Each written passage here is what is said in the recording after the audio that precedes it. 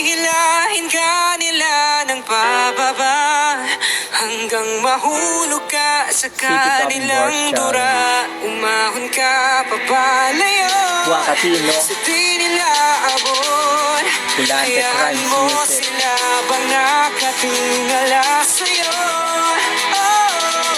Hindi lahat ng bagay napakadali na lamang na makuha. Kailangan mo talaga dapat malamang hindi man dumating ngayon ang pagkakataon. Tandaan mo mas maganda plano ng Panginoon para sa iyo. Kailangan mo lamang paniwalaan at iyong sarili ay iyong pagkatiwalaan. Ganyan ako mag-isip mula noon hanggang ngayon. Batang Pasigenyo na pinatibay ng panahon. Tinalaki sa pangaral, anak, aral kang mabuti para pag nakatapos ikay mapapabuti. Kaya pinagbutihan umabot ng kolehiyo kahit di sigurado kung matatapos ko ba to. Ganun pa man ang pamasahe ko lang ay paniniwala na may tanging sa taas na sa akin nagtitiwala na kaya kung nagpasang kahit bagyo ang dumaan. Maniwala ka sa akin may magandang nakalaan.